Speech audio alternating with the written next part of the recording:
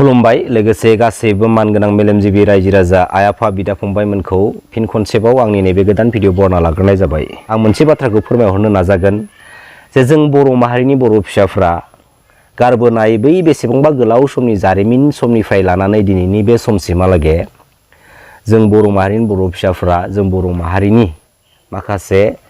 Important थामोनथानि सिस्टेमफोरखौनो जोङो खोमानानै लाबोनांदों आरो माबेबा मोनसे समाव जोंनि माखासे थामोनथानि बेसेनफोरखौ जोङो गुबुन हारिजोंनो सेख'जानानै लाजादों आरो दिनैसिमबो सेख'ना लानानै जोंनि मेगन सिगाङावनो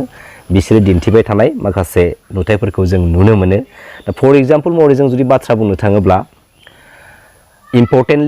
मोस्ट इम्परटेन्टलि ट्राइबेल बेल्ट्स एन्ड ब्लक्सनि बाथ्रा, जाय ट्राइबेल बेल्ट्स एन्ड ब्लक्सनि हाखौ ब्रिटिशफोरा जोंनि बे ट्राइबेल हारिखौ फोथांना लाखिनाया जोबोद मोनसे इम्परटेन्ट, जोबोद माने सरल सिदा गोसोनि फोथायसुला गोसोनि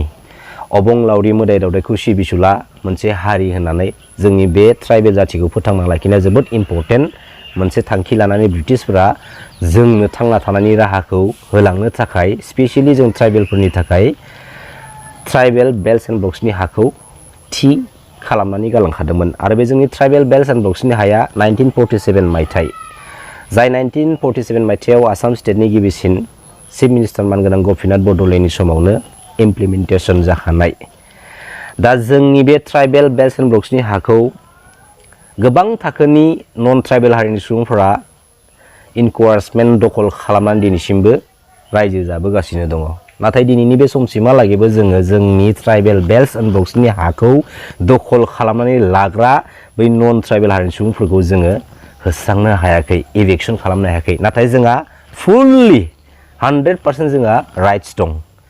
आयेनावबो राइट्स दं। मोनफ्रोमबो बिथिंखैजा जोंहा बे नन ट्राइबेल हारिनि सुबुंफोर जायफोरनिखि ट्राइबेल बेल्ट्स एन्ड ब्लक्सनि हायाव दखल खालामनानै दङ बिसोरखौ होस्रांनो हानायनि जोंहा फुल राइट्स दं। नाथाय दिनैसिमबो मानो जों होस्रांनो हायाखै, जेराव जाय माखासे नन ट्राइबेल हारिनि सुबुंफोरा जोंनि ट्राइबेल बेल्ट्स एन्ड ब्लक्सनि हायाव थानानैनो जोंनि ट्राइबेल हारिनि बिमा माहारिनि सायाव अयथासार खालामो, जिनाहारि खालामनानै फोथैयो आरो लोगोसे जोंजोंनो दानलाय सुलाय खालामनाय माखासे दुखुनि गोथां जारिमिनफोरबो दङ। दा मोनसे बाथ्राया जाहैबाय मा, जों बर' माहारिया जोंनि काछार हादोरखौ जों खोमानानै लाबाय, लोगोसे बेनि माखासे बायखोन्दा नेरसोना दिनैसिमबो डिमापुराव दङ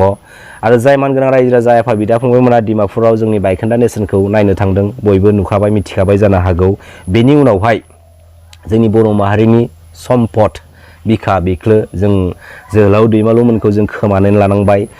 सिखना जोहोलावमोनखौ जों खोमानानै लानांबाय, जोङो जोहोलावजो थें फाख्रिमोनखौ जोङो खोमानानै लानांबाय, लोगोसे जोङो गोबां रोखोमनि बेफोरबायदिनो जोंनि बर' माहारिनि माखासे बेसेनफोरखौ जोङो खोमानानै लानांदों आरो दिनैनि बे समावबो जों बर' माहारिनि माखासे इम्परटेन्ट नांगौ मुवा बेसादफोरखौनो जोङो माबेबा समाव खोमानानै लानो नाजानाय माखासे नुथायखौ जोङो नुनो मोनगासिनो दङ। दा मोनसे बाथ्राया जाहैबाय मा, मानगोनां रायजो राजा आफा बिदा फंबायमोन, दिनैयो आं बेखौनो बुंनो नाजागोन जे जोंनि बर' माहारिनि माखासे थामोनथा आरो सिस्टेमफोरखौ जोंनि राव हारिमु थुनलाइ सानस्रि सोदोमस्रिफोरखौ उदांस्रि खालामनो थांखियै मानाव गेदेर रन्जन दैमारि सारमोननि लिडिंआव NDP बायदि मोनसे हानजाया जोनोम जानानै आखायाव आइजें लानानै स्टेट गभर्नमेन्ट सेन्ट्रेल गभर्नमेन्टजों गोलाव सम दावहा नांबोबाय आरो थिग बेफोरबायदिनो BLT ब्रादार्समोननि नाजानायजोंबो सेन्ट्रेल गभर्नमेन्ट आरो स्टेट गभर्नमेन्टजों जोंनि बर' हारिनि थामोनथानि थाखायनो बर' हारिनि उदांस्रिनि थाखायनो गोलाव सम आखायाव आइजें लानानै दावहा नांबोनाय माखासे गोथां जारिमिनफोर दङ। दा दिनै आं बुंनो गोनां बाथ्राया बेनो, जों बर' माहारिनि बिखायाव जों दिनैयो मानाव गेदेर सिबिनां बड'फा उपेन्द्रनाथ ब्रह्मखौबो जों दिनै खोमानानै लानांबाय, जोंनि गेजेराव गैला। नाथाय मानाव गेदेर सिबिनां बड'फा उपेन्द्रनाथ ब्रह्मनि जा गोथार आइडिय'लजि फिल'सफि, गोथार सानस्रि सोदोमस्रिया दिनैसिमबो गोथां जानानै दङ आरो बे बुहुमाव जोंनि बर' माहारिया जेब्ला समसिमहालागै थांनानै थागोन अब्ला समसिमहालागै मानाव गेदेर सिबिनां बड'फा उपेन्द्रनाथ ब्रह्मनि गोथार आइडिय'लजि फिल'सफि सानस्रि सोदोमस्रिया गोथां जानानै थाबाय थागोन। दा मोनसे बाथ्राया बेनो जे जोङो जोंनि बर' माहारिनि आद्रा जानानै थानाय जा सिमां थांखि सेपारेट स्टेट बड'लेण्ड सोरजिनायनि, दिनै जों बेखौ माला सोरजिनो हागोन आरो माबोला सोरजिफिननायनि थाखाय जोङो थांखि लानानै राजा लामायाव ओंखारफिनगोन आरो बेखौ गोख्रों गोसोजों नाजाथाबग्रा जोंनि बर' माहारिनि बिखायाव इन्टेलेक्सुयेल लिडारफोरा गोथां जानानै दंना गैला जानो हागौ बिसोरो मोदोमै मोखाङै आखाइ आथिङै गोथां जानानै दङ नाथाय बै बर' माहारिनि बिखायाव थानाय जेसेबांखिनि गोख्रों सेन्टिमेन्टेल लिडारफोर दङ दिनैनि बे समसिमहालागै बैसोरनि गोसो गोरबोआ मानाव गेदेर सिबिनां बड'फा उपेन्द्रनाथ ब्रह्मनि गोथार आइडिय'लजि फिल'सफिखौ फल' खालामनानै मान बावनानै बै सिगांनि बायदि गोथारथि सोमावसारनायनि गोख्रोंथि गोसोनि जसा दंना गैला नाथाय जों बे बिथिङाव बावैसो माखासे बोसोर सिगांनिफ्राय जों नुनो मोन्दों खुगायाव बड'फानि गोथार आदर्शनि बाथ्रा बुंनानै गावबागावनि बेनिफिट्स लानो नाजानाय गावबागावनि माखासे पार्सनेल क्रेडिट लानो नाजाबोनायखौ दा दिनैयो बुंनो गोनां बाथ्राया बेनो मानगोनां रायजो राजा आइ आफा बिदा फंबायमोन मानाव गेदेर रन्जन दैमारि सार थानाय समावनो मानाव गेदेर हाग्रामा महिलारि सारमोन थानाय समावनो जों जेरैखि जाया जोंनि बर' माहारिनि आद्रा जानानै थानाय जा सिमां जा थांखि सेपारेट स्टेट बड'लेण्ड सोरजिनायनि बेखौ जोङो सोरजिनानै लानो हाथारनांगोन नंगौना नङा मानाव गेदेर रायजो राजा नोंथांमोन जों नुनो मोन्दों मानगोनां प्रमद बर' बिथांखौ पलिटिकेल प्लेटफर्मआव एन्ट्रि मारिनाय लोगो लोगोनो दिनै माहारियारि आफाद बायदिनि माखासे सानै साथाम साब्रै साबासो गोख्रों बिबानगिरिफोरखौ गावनि पलिटिकेल केरियार आरो गावनि पलिटिकेल पार्टिनि गोख्रोंथिखौ गोख्रों खालामनो थाखाय दिनैयो बाहायबोनाय माखासे नुथायखौ जों दिनैयो नुनो मोन्दों आरो बिटिआर एग्रिमेन्ट जाखांनायनि उनावहाय मानगोनां प्रमद बर' बिथाङा बिटिआर गभार्नमेन्ट जाय बुस्थुआ नंथारै बुस्थुखौबो रायजो राजानि ब्रेनाव माने डाइभार्टेड खालामनो नाजानाय मोनसे डार्टि पलिटिकेल प्लेन पलिसिफोरखौ जोङो नुनो मोन्दोंमोन नङा होमबा गभार्नमेन्टआ जोंना बिटिसिआनो बिटिआरआ जाबाय बिटिए दिनि मुंखौ रिनेम खालामनानै सोलाय सोल' खालामनानै बिटिआर लिरस्लायनानै लाना फैनायसो मानगोनां रायजो राजा नोंथांमोन नाथाय 5 बोसोराव मानगोनां प्रमद बर' बिथाङा बिटिआर गभार्नमेन्ट नङा होमबा बिटिआरआ जुदि गभार्नमेन्टमोनब्ला बिटिआर जिअभि डट मानो लिरो गभार्नमेन्टनि सर्ट फर्मआ बोरै जायो जिअभिटि डट जाया होमबा जुदि गभार्नमेन्टमोनबा बिसोर जिअभिटि डटसो लिरनो गोहो थानांगौमोन नाथाय रायजो राजाखौ बोरै थगायदों जिअभि डट खारन गभार्नमेन्ट नङा भारत हादरनि संबिधानिक हिसाबै बेयो खुनु मोनसे राइट्स गैया नङा होमबा जायनि थाखाय बिसोर बेफोरबायदि लिरनो हायाखै दा जायखिजाया रायजो राजाफोरखौ बेफोरबायदि जाथावथारै माखासे पार्सनेल बा गावसोरनि बेनिफिटनि थाखाय थगायलांनाय हाबाफारियानो गावबा गावनि माखासे हान्थिनाय लामानि माने खहा लाबोयो आरो जानो हागौ मानगोनां प्रमद बर' बिथाङा बिनि फिथाइ महरै बिनि दान बान्था महरै थांनाय 2022 मायथाइयाव अनलि 7थाल' सिटखौ मोननो हादों मानगोनां प्रमद बर' बिथाङा दुलाराय बर' फरायसा आफादनि आफादगिरि बिबानाव थानानै गोथार बर' माहारिनि गणतान्त्रिक लामानि सेपारेट स्टेट बड'लेण्ड मुभमेन्टखौ लिडिं खालामबोनाय समावबो गोथार बड'लेण्ड मुभमेन्टनि बिखायाव गसंनानै आं सिएमए मन्त्रि मिनिस्टार जानो थाखाय सोमावसाराखै जेब्ला समसिमहालागै सेपारेट स्टेट जाया अब्ला समसिमहालागै सोमावसारबाय थागोन फैयै बे बाथ्राखौ 2027 जानुवारि बिटिआर एग्रिमेन्टनि गेजेरजों जों नंखाय फोरमान मोनबाय आरो बिटिआर एग्रिमेन्टनि उनावहाय बिटिआर एग्रिमेन्टनि गेजेरजों लाबोजानाय बै माखासे दफाफोरा थिनानै दोननाय समनि गेजेराव जुदि मावफुंजायाब्ला आसाम स्टेटनि सोरबा केबिनेट मिनिस्टारनि न'नि लांगोनायाव थांनानै सुइसाइड जाहैनायनि बाथ्रा बेखौबो जों नंखाय फोरमान मोनबाय आरो बिटिआर एग्रिमेन्ट जाखांनाय लोगो लोगोनो बिटिसि जोंनि बिटिसिखौ क'क्राझारखौ सुइजारलेण्ड बानायनायनि बाथ्रा बेखौबो जों नंखाय फोरमान मोनबाय आरो गोबां रोखोमनि गोबां बाथ्रा दिनैयो मानगोनां प्रमद बर' बिथाङा आरो बिटिआर एग्रिमेन्टनि उनावहाय बिटिआरआ मुङानो बेसेबांबा गेदेरखा होननानै रायजो राजानि सिगाङाव गोग्गा लेक्सार मारिबाय दा बेवहाय गोबां रोखोमनि कुइसन बेरखाङो बिनिनि गेजेराव मोनसे बाथ्राखौ आं बुंगोन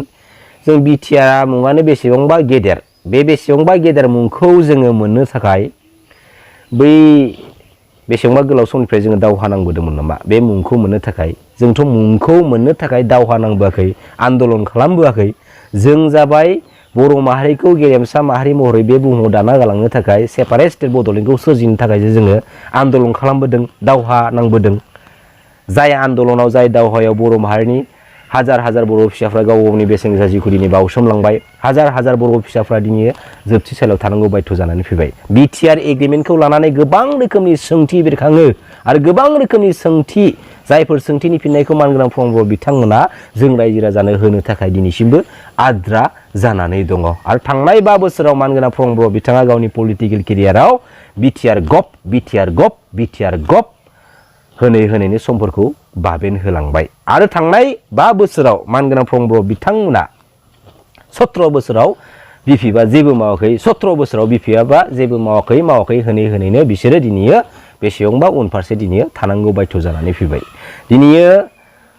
रायजो राजाफ्रा साग्रिद जाबाय बबेयो नंगौ बबेयो नंखाय बेखौ बिजिरनो हाग्रा जाबाय आरो साननो हागौ बर' माहारिनि बिखायाव जेसेबांखिनि बर' रायजो राजा आइ आफा बिदा फंबाय दं खावसेया इउपिपिएल खावसेया बिपिएफ बिदि साननो हागौ बिदि नङा। दिनै जानो हागौ 10% 15%आ राजनिति खालामो नाथाय बाखि 80-70% बर' फिसाफ्रानो राजनिति फोथारनिफ्राय बेसेबांबा जानगाराव दङ आरो नायबाय थायो बबे पलिटिकेल पार्टिनि लिडारफ्रा माबायदि पलिटिकेलि रुलिं खालामदों माबायदि पलिटिकेलि डायलग मारिदों माबायदि पलिटिकेल सिस्टेमखौ बिसोर दैदेनलांनो नाजागासिनो दं बेफोरखौ नोजोर होबाय थायो आरो बे नोजोरथिनि गेजेरजों जाय लिडारनि लिडिंआव बिटिसि काउन्सिल पलिटिकेल सिस्टेमनि रुलिं सिस्टेमा मोजां सिस्टेमाव एसेब्लाबो फैगोन बायदिखौ नुहुरदों बेखौ लानानै थांनाय 2020 बिटिसि बिसायख'थिनि गेजेरजों रायजो राजाफ्राबो गोसो सिङाव सायख'नानै सापर्ट होलांदों आरो फैबाय थानाय समाव बिटिसि काउन्सिल पलिटिकेल सिस्टेमाव पलिटिकेलि गावजों गाव एना एनि जानानै सोंखारिलायबाय थानानै फेरफाथिलायबाय थानानै जोंनि बेसेन गोसा बर' माहारिनि बेसेन गोसा समफोरखौ जोङो ओरैनो ओइलाम बाबेन होलांबाय थाबा जोंनि बर' माहारिनि आद्रा जानानै थानाय जा सिमां जा थांखि बेखौ जोङो जाफुंसार होनो हानाय नङा। बेखायनो आं बेखौनो बुङो बर' हारिनि गेजेराव जोबोद इन्टेलेक्चुवेल लिडारफोर दासिमबो गोथां जानानै दङ आरो बै इन्टेलेक्चुवेल लिडारफोरा गोथां जानानै थानाय समावनो जोंनि बर' माहारिनि इयुथ जेनेरेसनफोरखौ आन्दलनखौ बोरै लामाजों जोङो हान्थिनांगौ माबोरै जों गणतान्त्रिक लामाजों जों स्टेन्ड खालामनांगौ आरो जोंनि बर' माहारिनि आद्रा जानानै थानाय जा सिमां आरो थांखि बेखौ जों बोरै लामाजों थाङोब्ला जों बोरैहाय लाबोनो हागोन बे माखासे सिक्रेट इम्पर्टेन्ट बाथ्राफोरखौ बर' माहारिनि साफ्रोमबो इन्टेलेक्चुवेल मेलेमजिबि सुबुंफोरा ज' जालायनानै बेखौ सावरायनायनि गेजेरजों थांखि लाफिननांगौ हानायमानि थांखि लाफिननांगौ। दिनै जोंनि ट्राइबेल बेल्ट एन्ड ब्लक्सनि हाखौ दखल खालामनानै लाग्रा सुबुंफोरानो आरोबाव एसटि दाबि बावनाय माखासे नुथायखौ जों नुनो मोनगासिनो दङ। एसटिआ लामा गाबख्रावनानै मोननाय जिराद नामा? उइ वान एसटि सोर बुंदों? एसटिखौ लामा गाबख्रावनानै बिनाय मोननाय बुस्थु आरो जोंनि एसटि होगोन नामा? एसटि नांगौबा जों ट्राइबेल हारिजोंसो रायज्लायनांगोन। एसटिआ बिबानो मोननाय बुस्थु एसेबां गोरलै नङा होमबा मानगोनां रायजो राजा नोंथांमोन। दा बेफोरबायदि माखासे जाथावथारै गुबुंले बारहावानि गेजेरजों जोङो जोंनि बर' माहारिनि सिस्टेमखौ जोङो सोलिलांबाय थानांगोन जुदि बर' माहारिनि इन्टेलेक्चुवेल बै थानाय लिडारफोरा साग्रिद आरो इउनाइटेड जायाब्ला। नंगौना नङा मानगोनां गेदेर रायजो राजा आइ आफा बिदा फंबायमोन? गोजोन्थों, खुलुमबाय, जै बर' हारिनि जै बर' बिमानि।